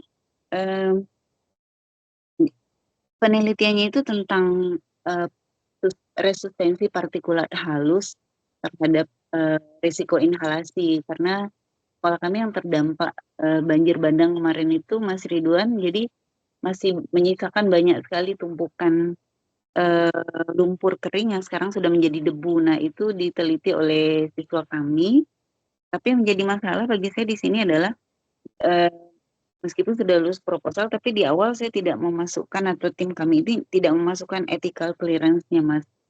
Saya pikir itu berlakunya untuk hewan, untuk tikus putih dan sebagainya. Tapi tadi Mas Ridwan menyinggung ini, saya juga, pengen memastikan ini, Mas, karena, ini terhadap human ya, terhadap penyakit inhalasi. Dan juga itu kira-kira pengukurannya bagaimana ya, Mas, ya? Kami berencana juga akan bekerja sama, akan menanyakan pada perguruan tinggi mungkin di bidang Kevling atau, kesehatan masyarakat, tapi masih mencari waktu yang tepat untuk berdiskusi masalah ini. Mungkin, saya bisa dapat masukan malam ini dari Mas Ridwan, mungkin begitu, Mas. Terima kasih Mas Ridwan, Mas Yan. Baik, terima kasih Ibu. Yang pertama, jadi secara sederhana EIT ini ada yang sifatnya portable, ada yang sifatnya statis. Nah, yang statis itu untuk yang geolistrik, karena alatnya besar-besar. Nah, portable itu yang alatnya kayak tensimeter digital itu, Bu. Nah, yang portable itu sudah terukur keamanan, berapa arusnya, berapa frekuensinya, jadi tidak begitu bahaya, termasuk untuk bayi. Jadi harus lulus standar SNI, ibaratnya seperti itu, atau kita sebut ISO sama IEC, itu ada standarnya. Nah, kemudian bisa dipakai, Bu, kalau untuk bayi memang tadi yang terakhir itu bukan EIT, tapi bilirubin ya, Bu, ya, kadar bilirubin. Kalau EIT untuk bayi bisa untuk misalnya yang sering dipakai itu bayi yang sesak, Bu, sesak nafas. Nah, itu ditempelin pakai EIT. Kan dadanya si bayi masih kecil ya, Bu, ya, jadi tidak perlu elektroda yang banyak-banyak, gitu. Jadi untuk keamanannya sudah teruji di banyak, bahkan produk yang terkenal itu dari Dräger, Bu, namanya, perusahaan dari Jerman kalau nggak salah. Itu Dräger itu sudah di dikomersialisasi. Cuman kan di Indonesia nggak begitu familiar ya. Yang Indonesia perkembangan teknologinya masih, aduh, gapnya panjang, Bu. Gitu. Kemudian yang kedua, untuk soal ethical clearance, saya sarankan tetap diurus, Bu, karena nanti kalau sampai ke nasional lombanya itu juri yang berkaitan, yang concern dengan manusia, pengukuran hewan, itu pasti butuh etika, ya, persetujuan etika, minimal concern letter, Bu. Nah, Oke. concern itu kayak persetujuan, jadi mau diukur. Kalau nggak ada persetujuan, kena masalah etis, bisa dituntut, bisa, "Oh, nggak terima, saya disentuh-sentuh, dipegang-pegang, ditempelin elektrod gitu, ditempelin alat, disetrum-setrum," misalnya. Kan nggak bisa itu. Nah, dengan ethical clearance kita mengamankan, apa ya, ya kelayakan klinis gitu ya, kelayakan klinis. Oke. Oh iya, satu lagi, kerjasama bisa di univ terdekat, Bu, misalnya ada UNAN ya, Bu, ya. Ada Iya. UNAN, di sana saya kira dosen-dosennya juga sangat maju di bidang biomedis. Saya lihat beberapa profil memang dari lulusan luar negeri juga, jadi saya kira bisalah untuk provide alat-alat yang, semacam tomografi ini, Bu. Oke. Iya, ethical clearance itu bisa disusulin nggak sih, Mas? Ethical clearance itu saran saya disusulkan saja, Bu, karena prosedurnya itu sekitar 1 bulan. Kalau pakai orang dalam itu bisa 1 minggu, Bu. Jadi kalau punya koneksi di rumah sakit terdekat atau kampus. Tapi memang enaknya di kampus sih, Bu. Jadi Ibu menghubungi Fakultas Kedokteran UNAN misalnya, kemudian ya kerjasama dengan beliau-beliau yang ada di UNAN. Lebih cepat kalau lewat kampus, Bu. Ya, baik. Oke, terima kasih Mas Ridwan sarannya, Mas. Sama-sama, Bu. Terima kasih Bu Marjani. Untuk selanjutnya Bu Fani, dipersilakan Bu. Ya terima kasih banyak atas kesempatannya Mas Yan dan Mas Ridwan. Suara saya kedengeran nggak nih? Terdengar, Kedengaran Bu. Bu. Iya, Nah, iya saya minta maaf ya kebetulan device saya kurang kompatibel kameranya jadi nggak bisa dibuka dan speakernya juga rusak jadi pakai headset jadi takutnya nggak kedengeran mic-nya gitu. Siap, Eh, Bu. Siap. Oke, saya tertarik sama yang disampaikan sama Mas Ridwan tadi tentang karena tadi Mas Ridwan ada menyampaikan device apa yang nggak terlalu akurat tapi lumayan laku banyak gitu. Terus saya kepikiran saya sebelumnya kan di Padang Panjang pernah kebetulan puskesmasnya sangat aktif gitu ya. Jadi datang ke sekolah-sekolah terus nimbang. Ada satu timbangan yang memang eh, dia bisa ngukur sampai ke massa otot gitu, massa lemak, jumlah lemak kita berapa persen, BMI-nya langsung keluar gitu. Dan itu kalau yang ibu hamil gitu nggak boleh Hmm. pakai timbangan itu. Dan Hmm. setelah saya pindah ke Padang, saya kan nggak punya, maksudnya nggak bisa rutin nimbang lagi, terus beli-beli timbangan. Ternyata ada juga timbangan sekarang gitu, baru tahu juga saya kalau ada timbangan yang bisa terkoneksi ke smartphone kita dan bisa meramalkan itu juga. Apakah prinsip yang dipakai itu sama dengan alat EIT ini atau pakai cara yang berbeda? Kok bisa dia meramalkan BMI kita berapa gitu kan? Padahal kan kita nggak menginput data yang lain gitu, cuma nimbang aja koneksi Bluetooth ke smartphone. Itu yang Iya, Bu. pertama. Terus yang kedua ada juga satu hal lagi yang saya penasaran gitu. Kebetulan saya punya teman yang termasuk luar biasa gitu waktu kuliah gitu. Saking luar biasanya mungkin punya tingkat stres yang tinggi sampai lambungnya itu bocor gitu. Sampai punya kebocoran lambung gitu, punya masalah pencernaan. Nah, apakah kebocoran lambung ini juga bisa dideteksi gitu dengan alat ini? Dan kalau misalnya bisa berarti kayak misalnya kejadian kebocoran gas di contohnya kayak di Sidoarjo gitu dulu itu apakah dengan prinsip yang sama itu bisa dilakukan juga gitu. Itu aja, terima kasih. Baik, terima kasih, Ibu. Singkat jawaban untuk yang pertama. Timbangan dengan bioimpedance itu sudah banyak komersialisasinya di Tokopedia, di Shopee juga banyak. Itu teknologinya tidak sampai ke IoT atau EIT. Jadi kalau tomografi itu sampai memunculkan gambar. Sedangkan bioimpedance atau timbangan yang ada elektrodnya itu ya diinjak keluar apa namanya data berat sama alat itu menginjeksi arus mengambil impedans. Jadi sambil menginjeksi arus, impedans kaki ibu ke seluruh tubuh itu diestimasi, kemudian diambil sebagai penghitungan BMI. Nah, kalau BMI kan ada keterlibatan ini ya Bu ya, keterlibatan tinggi badan. Nah, harusnya timbangannya juga ada input tinggi badan untuk mendapatkan BMI. Tapi kalau bioimpedance nanti bisa menghitung persentase lemak, Bu. Karena ketika kita menempelkan kaki kita di timbangan tersebut, secara tidak sadar kita sebenarnya diukur. Ada injeksi arus masuk, kan arusnya kecil karena aman ya, kecil. Nah, estimasinya adalah ketika arus masuk ke dalam tubuh, pasti akan menghasilkan medan listrik. Nah, medan listrik itu yang diambil oleh elektroda tersebut, kemudian membuat rumus estimasi daging, lemak, air misalnya. Jadi water content, kemudian fat content, muscle content itu nanti dipersentasekan sama alat tersebut. Jadi bukan masuk ke tomografi, agak beda, Bu. Itu malah dasarnya tomografi karena impedance-nya yang diambil.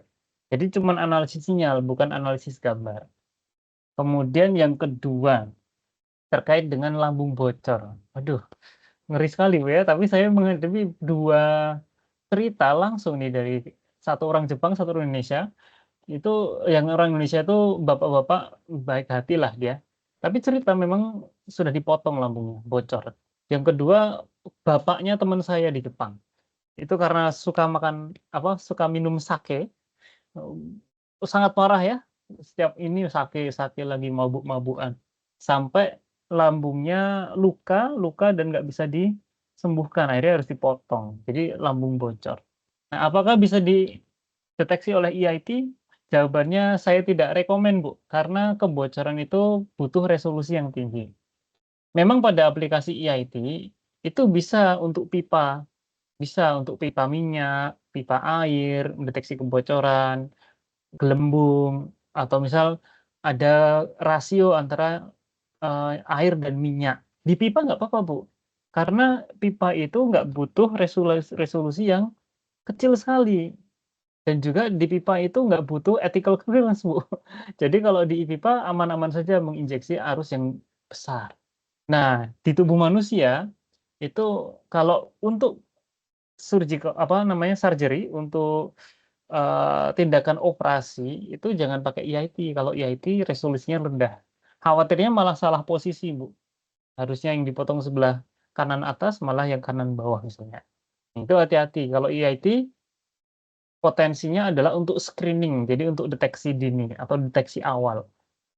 Nah, nanti untuk clinical surgery atau operasi itu pakai modalitas yang lebih tinggi resolusinya, misalnya CT scan, misalnya USG, ya CT scan, USG, atau MRI yang lainnya gitu. Itu, Bu, yang bisa saya jawab.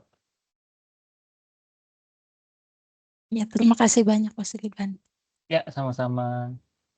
Terima kasih Bu Fani. Selanjutnya Bu Wilda. Silakan Bu. Oh, saya ingat dengan Bu Wilda ini.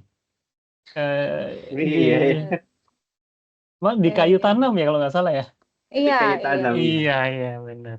Ya, itu pertama kali saya ikut tim. Iya, Terdengar Silakan ya Bu. Mas suara saya? terdengar. Terdengar. Silakan Bu. Terima kasih sebelumnya Mas. Tadi ada pertanyaan yang ingin saya tanyakan tapi sudah diwakilkan oleh Ibu apa barusan namanya ya Mas? Cuman Bu pertanyaan Fani. iya Ibu Fani. Tapi saya nggak tahu nih apakah sama atau gimana alatnya. Pernah satu kejadian gini Mas, ada teman saya dia sakit kanker darah. Nah, dia tahunya udah stadium tingkat akhir gitu, Mas. Dia berobat, nah lebih kurang 2 bulan dia berobat, habis itu dia meninggal, Mas. Pertanyaan saya tuh, alat untuk mendeteksinya itu apakah sama, Mas? Atau bagaimana? Iya, kanker darah itu kan sampai ke level sel ya, Bu, ya. Sel. Jadi standar penilaiannya itu kalau paling akurat itu pakai biopsi namanya, Bu. Jadi diambil sampelnya. Nah, biopsi kemudian ada pencitraan dari mikroskopi. Ya, mikroskop, Bu. Nah, kalau mikroskop pakainya kamera. Jadi kamera yang mengambil gambar detail dari sel darah merah, sel darah putih, trombosit, komponen yang lain ya, plasma darah. Itu kelihatan, oh sel darah putihnya berlebih nih, over, sampai melebihi rentang tertentu. Malah sel darah putih menyerang sel darah merah. Lah jadi kanker darah dong, karena tergerogoti yang sel darah merahnya. Nah, yang seperti itu, Bu, jadi pakai teknologinya imaging berdasarkan kamera. Sedangkan yang alat kami itu adalah imaging berdasarkan sensor, Bu, elektroda. Sensor elektroda dan beda alat ya, beda modalitas. Itu, Bu. Terima kasih. Terima kasih, Mas. Baik, terima kasih Bu Wilda. Ibu bapak yang lain apakah masih ada? Wih, ada banyak. Bu Dian, silahkan Bu Dian. Ini laris manis ini Mas Ridwan. Ya, baik, terima kasih atas kesempatannya. Saya ingin bertanya, ini pertanyaan sederhana ya, Mas Ridwan. Tadi kan di akhir materinya tadi Mas Ridwan menyampaikan bisa juga alat EIT ini mendeteksi apa ya, bilirubin, apa sih yang menyebabkan bayi Bayi kuning kuning, gitu? betul. Iya. Nah, itu pengalaman saya pribadi ini Mas, anak saya yang pertama itu lahir awalnya itu nggak kuning, tapi setelah berapa hari itu baru kelihatan kuning. Nah, itu memang nggak terdeteksi atau bagaimana? Atau memang kalau misalkan bayi lahir itu biar lebih ini ya, lebih cepat penanganannya itu apakah langsung bisa dideteksi pakai alat EIT ini gitu buat mengetahui apakah bayi ini ada gejala-gejala atau apa gitu ya, kelainan. Nah, kalau yang waktu itu tahun 2013 itu setelah beberapa hari malah sudah sampai di rumah gitu. Baru kelihatan kuning. Nah, itu jadi kami yang para orang tua ini kan nggak tahu juga ya. Jadi dibawa lagi ke rumah sakit. Nah, ternyata kata dokter ini bayi ibu ini kuning katanya kan. Terus disinar gitu. Di apa tuh eh, dikasih kayak foto foto sinar gitu ya. Ya. Ya, cahaya biru gitu ya. Nah, mata bayinya tuh ditutup. Nah, itu sampai seminggu kalau nggak salah itu. Nah, apakah sekarang itu sudah harusnya ya, seharusnya biar lebih cepat penanganannya begitu ya, Mas ya. Nah, apakah harusnya seperti itu pihak rumah sakit biar bisa mendeteksi gitu secara dini gitu kan bayi yang lahir gitu kan. Nah, itu. Ya itu aja, Baik, Mas. Ya, terima kasih. baik, terima kasih Bu pertanyaannya. Jadi EIT karena berdasar menginjeksi arus dan ngambil tegangan, jawabannya tidak bisa Bu, karena beda physical parameter, beda fisika ininya, bentuk ukuran fisikanya. Bilirubin itu kan menyebabkan kuning ya. Kalau bilirubinnya itu dibutuhkan Bu, tapi yang namanya hyperbilirubinia itu menyebabkan warna kuning. Maka seperti tadi istilah Ibu sinar, nama alatnya itu jaundice meter. Jaundice meter itu untuk menunjukkan spektrum warna, kalau nggak salah namanya spektroskopi apa gitu. Jadi ada alat khusus yang diambil itu pantulan warnanya, Bu. Ya, jadi malah lebih dekat sama PPG. PPG sensor itu kayak yang ada di smartwatch kita. Jadi smartwatch menembakkan cahaya, cahaya itu ditangkap. Nah, bilirubin juga seperti itu, Bu. Jadi ketika ada tanda-tanda hyperbilirubin, kelebihan apa namanya jaundice ya istilahnya, jaundice meter itu nanti kalau mengambil pantulan cahaya dari suatu sensor, ada pola yang berbeda. Misalnya orang yang sehat atau bayi yang sehat dengan bayi yang potensi kena penyakit kuning. Nah, pantulan dari jaundice meter ini akan berbeda polanya, Bu. Nah, kebetulan saya juga lagi riset itu dengan mahasiswa saya dan ini sudah publish ya, tapi conference ya. Tahun lalu kami publish di Jepang, eventnya di Jepang. Tahun ini mau publish lagi di Lombok nanti, Bu, untuk conference. Oh iya. Gitu, Bu. Jadi memang bilirubin ini chemistry-nya itu chemistry yang arahnya ke cahaya. Cahayanya maka kalau divisikan kandela. Nah, cuman kita melihat pantulan cahayanya, sedangkan EIT itu melihat respon tegangan atau impedansinya, Bu. Iya, iya, iya. Ya, Mas. Baik, terima kasih atas jawabannya, Mas. Sama-sama, Ibu. Baik, terima kasih Bu Dian. Ini saya masih ada beberapa lagi Mas Wah, Ridwan. ini ibu-ibu semangat ini, nggak Tambah ngantuk, aja. Ibu. Oh, Apa setiap bahasa? hari juga begini Mas. Oh iya. Setiap kita kelas itu sampai akhir tuh sebanyak yang hadir. Apa Bu Liza, silakan Bu Liza. bahasa Minangnya tamboci ya? Tamboci. Ya, terima kasih Mas Ian, makasih Mbak Ridwan. Ini saya mungkin karena basicnya fisika, Mas. Jadi saya tuh tertariknya pertanyaannya gini, kenapa diambil itu pertama rangkaian RLC gitu untuk ke apanya, untuk sinyalnya. Kemudian yang kedua tadi berarti alatnya ini terintegrasi dengan suatu rangkaian, dan kalau nggak salah lihat tadi saya ada IC sama nanti digabung dengan ini bahasa pemrograman. Jadi dari apa, kalau kita punya osiloskop karena boleh dibilang sangat-sangat jarang dipakai sehingga akurasi dan presisinya udah bergeser. Entah dengan saya yang jarang menggunakannya, kadang-kadang kita mau menggunakan tapi untuk praktikum itu jadi waktunya untuk men-set alatnya butuh waktu yang lama juga. Jadi kalau dilihat berarti kan perangkaian alatnya itu udah jadi gitu ya Mas. Jadi ada koneksinya dan nanti terhubung ke komputer. Saya lihat tuh ada bahasa pemrograman juga pref apa gitu.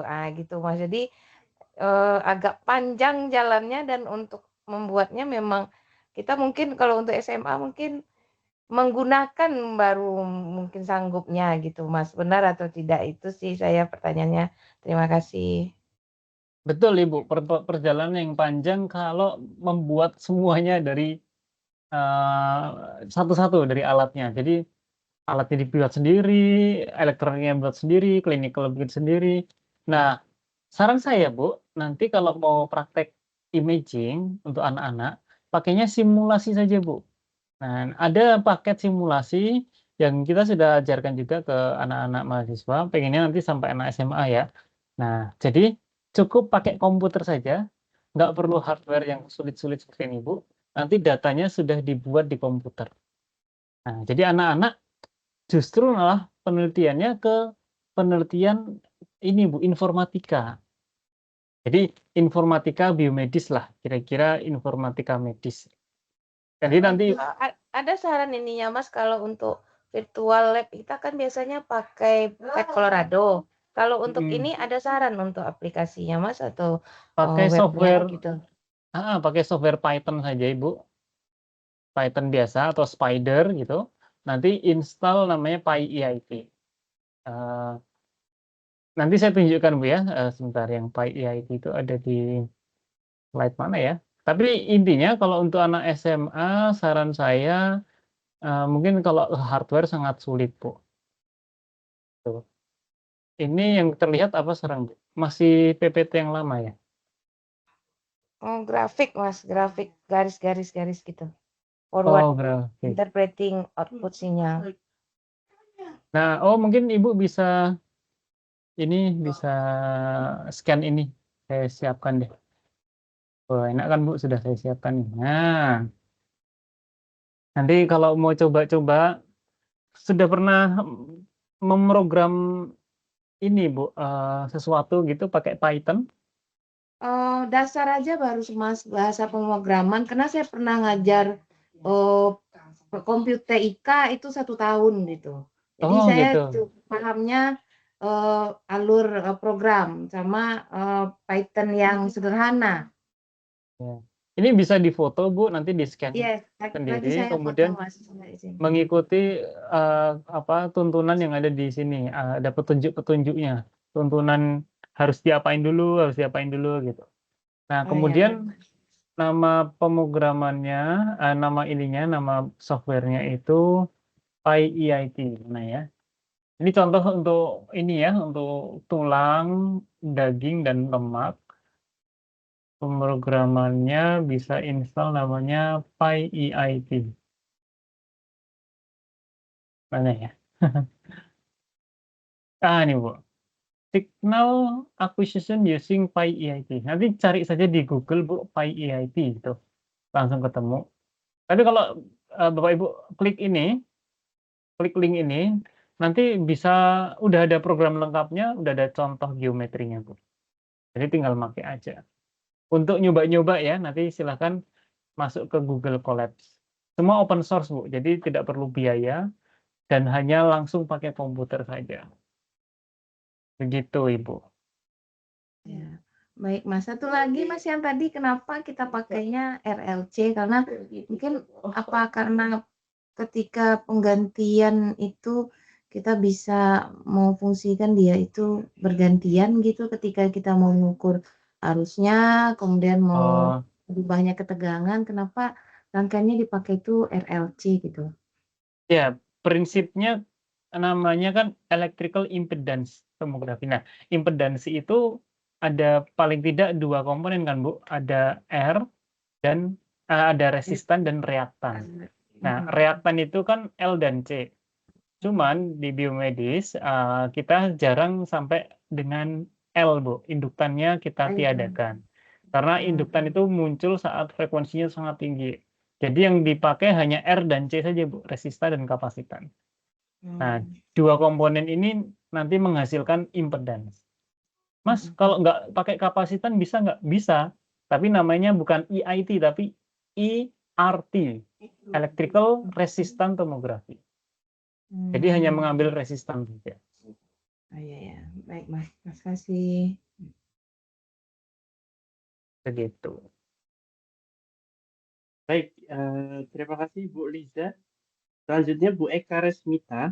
Dipersilahkan Bu Eka.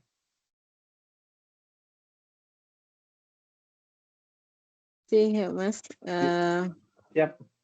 Ya, jadi ini sangat menarik bagi saya karena jurusan biologi juga. Selain itu saya juga seorang terapis juga gitu. Dan ini sangat menjadi sesuatu yang bisa nanti dipraktekkan untuk anak-anak gitu. Terutama saya lebih ke biomekanik gitu ya. Jadi terutama di tulang belakang gitu. Nah, bisa apakah alat ini bisa mendeteksi, kan kebanyakan sekarang siswa-siswa kita itu tulang belakangnya tidak lagi seperti siswa sebelumnya gitu. Karena saya sering melakukan prakteknya sebelum sebelum COVID dan setelah COVID itu kebanyakan tulang belakang anak kita sudah tidak seperti dulu lagi. Bagaimana caranya hal ini dipakai untuk mendeteksi tulang belakang anak-anak kita gitu. Itu aja Baik, mungkin Bu. Mas.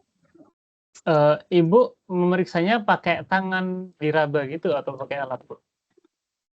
Kalau saya pakai tangan aja, pakai Oh, pakai tangan. tangan aja. Oke, Ya, biasanya memang pakai. ya betul, Bu. Jadi mungkin dokter kalau tanpa alat itu sama dengan Ibu ya. Kondisinya adalah pakai estimasi atau pakai coba-coba. Kan ini diraba ya kanan kiri, kemudian oh ini agak bengkok nih tulangnya. Nah, skoliosis misalnya. Skoliosisnya ke kanan atau ke kiri. Nah, itu kan kelihatan ya. Tapi kalau skoliosisnya muter, itu kan nggak kelihatan, Bu ya. Nah, Ya. alat ini apakah bisa? Jawabannya bisa dengan electrode arrangement planar. Jadi kan tadi ada yang sebentar saya tunjukkan ya. Ini share.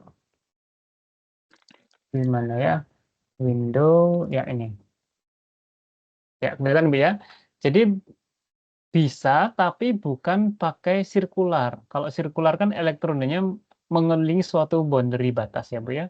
Nah, kalau misalnya ini badannya manusia, badannya si anak gitu ya, kan nggak kelihatan bengkoknya. Nah, maka mengatasinya dengan skema susunan planar seperti ini, Bu. Nah, planar ini seperti tempelan stiker. Nah, kemudian ini ditempel di tulang belakang, di area tulang belakang dengan skema ya misalnya dipindah-pindah ke garis gitu, Bu ya. Sehingga apa? Nanti gambar bengkoknya tuh kelihatan apakah bengkok atau enggak. Kan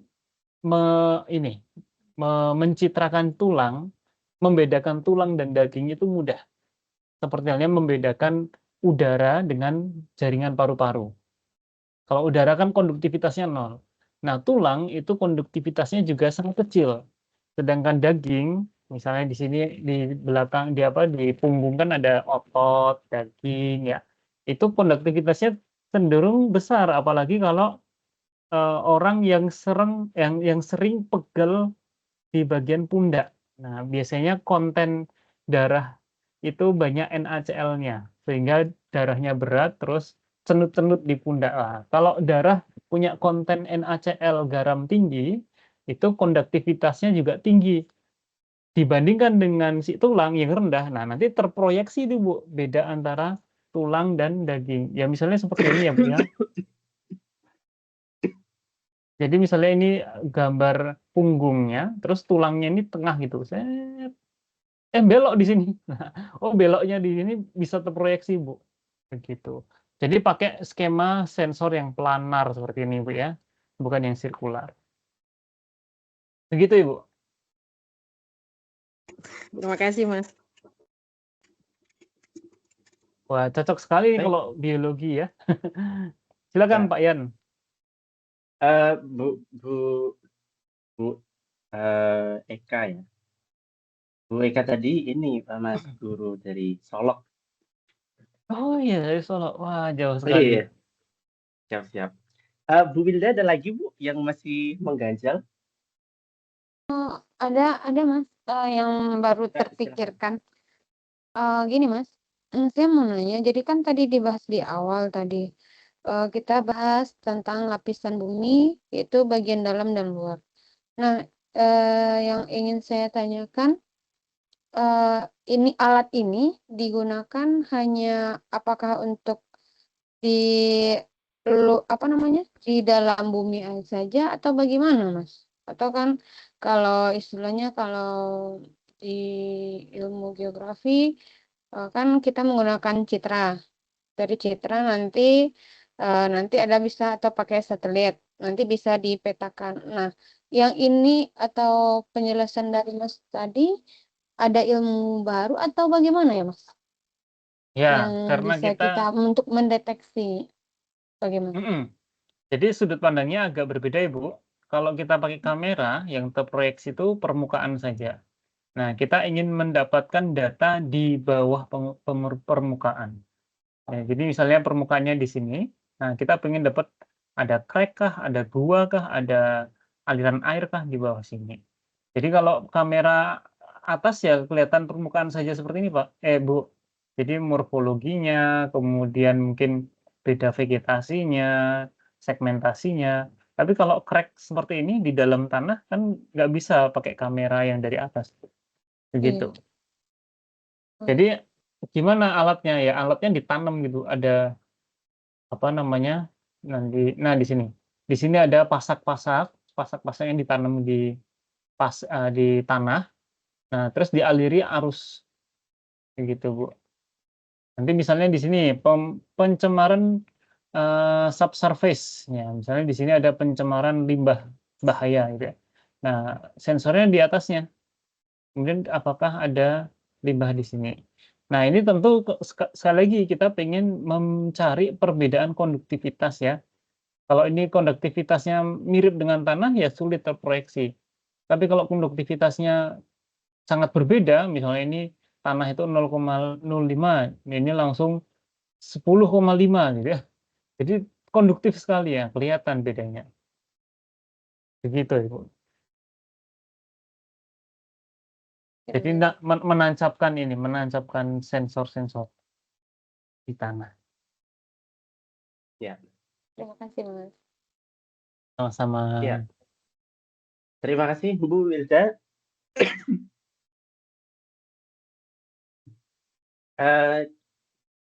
Saya rasa kita harus mencukupkan nih sampai di sini Bu Bapak sekalian, karena kita sudah 2 jam juga, hampir 2 jam ya. Dan mohon izin Mas Ridwan, saya mau menayangkan juga ya yang sebagai summary ya dari apa yang kita bahas pada malam hari ini. Saya akan kembalikan lagi pada konteks kebumian begitu ya. Tadi sudah disampaikan Mas Ridwan dengan sangat gamblang dan detail begitu ya. Dan pada prinsipnya adalah tomografi ini salah satu teknik penginderaan jauh yang kekinian begitu ya. Ya artinya sedang naik daun karena dari pencitraan tomografi ini akhirnya kita bisa mengetahui bahwa permukaan bumi kita itu menjadi sangat real ya, sangat realistis gitu ya. Artinya tidak hanya secara kasar, misalnya menurut seismik yang kegempaan gitu ya, tetapi kita akhirnya bisa mengetahui posisi sesuatu atau barang tertentu gitu ya, zat tertentu yang ada di bawah permukaan gitu ya. Dan prosesnya memang panjang sekali seperti yang tadi disampaikan Mas Ridwan ya, untuk mendapatkan pencitraan ini. Dan itu membutuhkan ini kira-kira ya Mas, membutuhkan komputasi yang handal begitu ya kira-kira, karena memang informasi yang didapat dari sekian sensor yang ditanam gitu ya Ibu Bapak sekalian, itu sangatlah banyak gitu ya, sehingga membutuhkan processing data yang luar biasa gitu ya. Mungkin ada superkomputer ya ini yang di laboratoriumnya Mas Ridwan itu ada superkomputer yang untuk mengolah semua data ini. Dan kalau di kebumian Ibu Bapak sekalian, tomografi itu sering dipakai untuk mengetahui kondisi di bawah permukaan bumi yang relatif dangkal ya. Misalnya untuk melihat letak dapur magmanya, sistem magma keluar ke tubuh gunung api begitu ya, atau bahkan untuk mengetahui sesar aktif, di mana sih sesar aktif itu sekarang berada gitu ya, dan dari sekian sesar itu mana yang paling aktif, itu semuanya bisa diketahui dari pencitraan tomografi ini.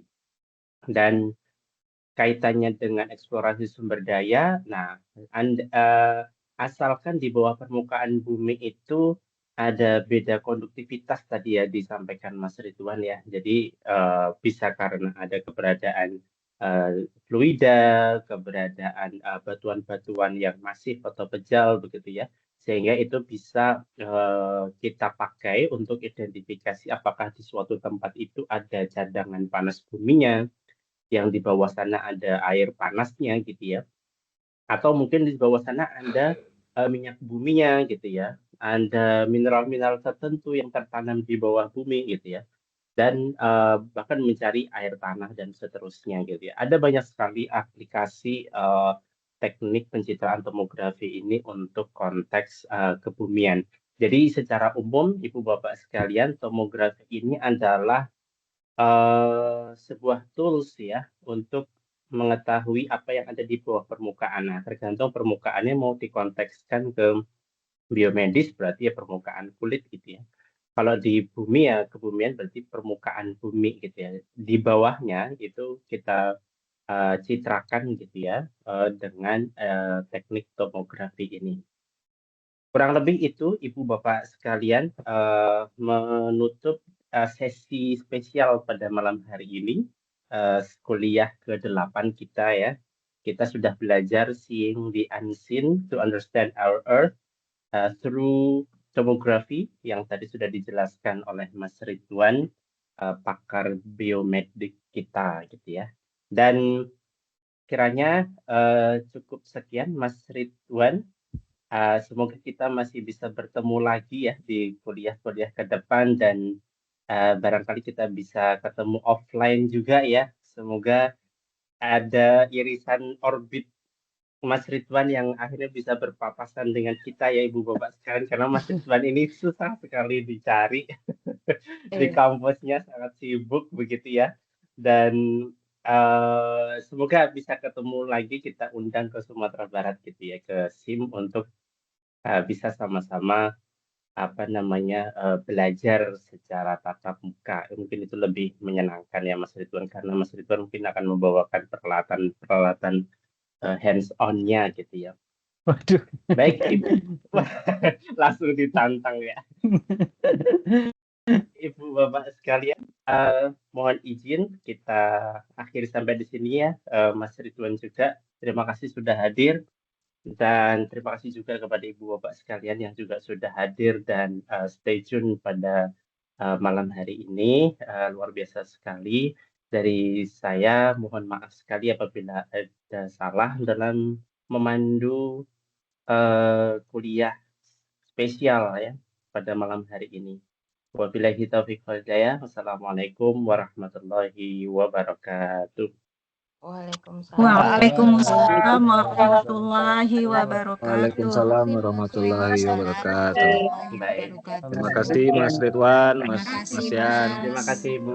Sama-sama Ya, Bapak pamit. Ibu. selamat istirahat Ibu Bapak sekalian.